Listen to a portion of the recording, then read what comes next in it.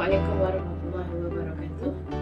Saya Azharina binti Azman dari Program Teknologi Seni Bina College Community Kuantan akan membentangkan kajian keberkesanan penggunaan aplikasi Virtual Reality VR dalam kursus lukisan 3D dan lukisan persembahan berbantu komputer di College Community Kuantan. Isi kandungan pembentangan saya adalah seperti berikut: pengenalan, penyertaan masalah, objektif kajian, kajian literatur, kaedah kajian, hasil dapatan kajian dan juga kesimpulan. Bagi topik pengenalan, secara umumnya telefon pintar adalah satu keperluan teknologi yang dipakai hampir semua orang pada masa kini.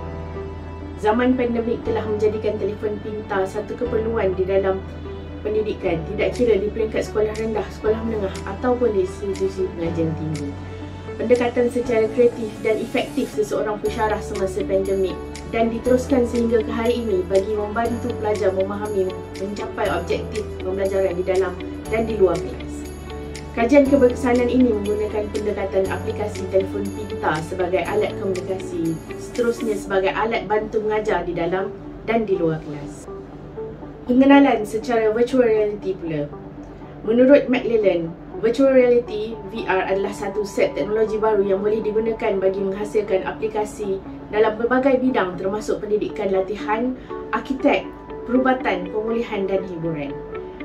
Menurut Al-Said, VR adalah membawa maksud teknologi yang menambahkan objek maya dalam pemandangan sebenar menerusi paparan maklumat tambahan kepada maklumat yang tidak lengkap di dalam dunia yang nyata. Di dalam program teknologi seni bina pula, kursus lukisan 3D berbantu komputer yang diajar pada semester 2 dan lukisan persembahan berbantu komputer yang diajar pada semester 3 menggunakan perisian SketchUp Pro dan SketchUp Layout. Di dalam proses menghasilkan lukisan 3D ini, pelajar memerlukan pemahaman mengenai penggunaan perisian SketchUp Pro dan juga pemahaman mengenai reka bentuk seni bina bangunan yang akan dihasilkan. Penyataan masalah. Pelajar baru diperkenalkan dengan perisian SketchUp semasa semester 2 dan SketchUp Layout semasa semester 3. Dan pelajar ini diberi arahan untuk melukis semula reka bentuk bangunan menggunakan perisian tersebut di dalam lukisan 3D. Bagaimana? Soalan atau arahan yang diberikan kepada pelajar adalah di dalam bentuk 2D. Apakah masalah yang berlaku di sini?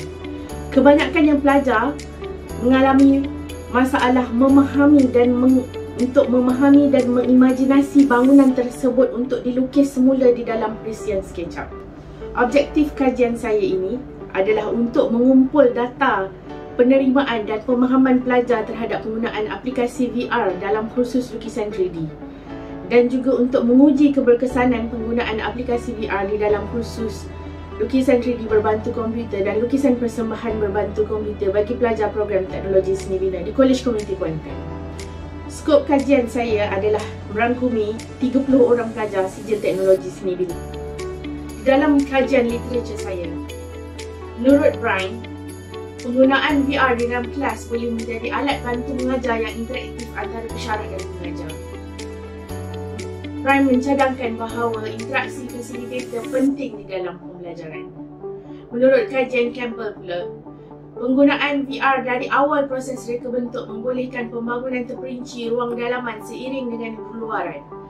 Dengan mempunyai peluang untuk masuk ke dalam bangunan, reka bentuk dan melihatnya dari dalam, mereka dapat menyelesaikan sambungan kompleks dan butiran yang tidak dapat diperhatikan dengan jelas dengan media lain. Rekaan dibangunkan jauh lebih baik daripada pelajar lain yang tidak menggunakan VR sebagai medium reka bentuk. Bagi kaedah kajian saya telah menjalankan 2 kaedah, iaitu kaedah uji lari, run test dan kaedah soal selidik. Mengikut kaedah kajian saya, kaedah kajian uji lari, di mana pelajar-pelajar ini diberikan soalan di dalam kelas dan pelajar juga diajar menggunakan perisian SketchUp.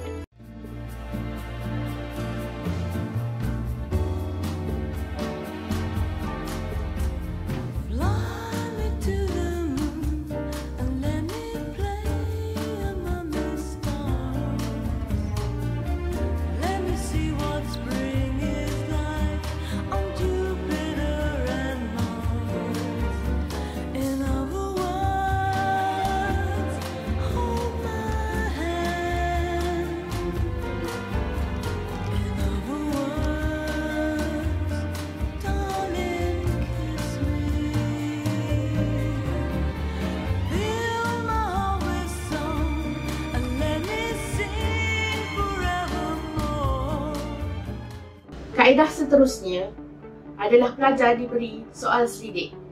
Terdapat 6 soalan yang diberikan kepada pelajar-pelajar tersebut.